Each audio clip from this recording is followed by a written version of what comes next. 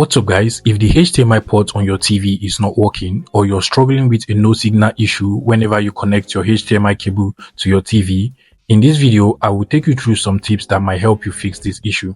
So without wasting so much time, let's dive into it. Now the first thing you want to do is to make sure that the HDMI cable is firmly plugged to the TV and that there is nothing obstructing it from connecting to the TV. So you want to go ahead and remove the HDMI cable.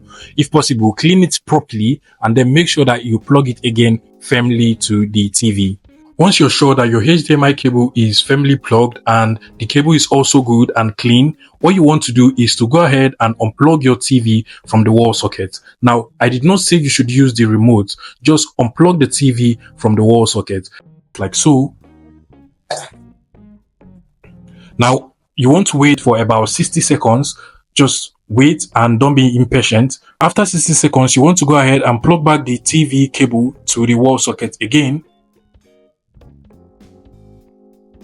Now, after plugging back the TV to the wall socket, what you want to do is to go ahead and turn on your TV again.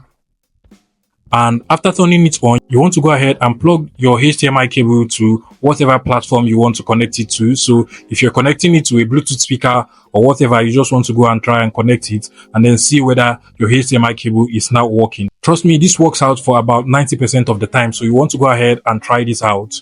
Now, if the first tip did not work out for you, another thing you want to do is to basically remove all of the cables and USB devices that are currently plugged onto the TV. So you just want to go ahead and unplug all of them. Now, the reason for this is basically because sometimes these cables can be bad and they might be what is causing the HDMI port from not working on your TV. So you want to go ahead and remove all of the cables that are plugged onto your TV except the power cable like this one. So but then all of that cables should be unplugged from the TV. And what you want to go ahead and do is to basically unplug the TV from the wall socket once again. After unplugging the TV from the wall socket this time, what you want to do is to long press on the power button on the body of the TV. Just long press for about 5 seconds the power button on the body of your TV. So in my case, I'm using a Hisense TV over here, and the power button is usually located just below the Hisense logo, like you can see over here. But in some TVs, it can be located on the right hand side, just here,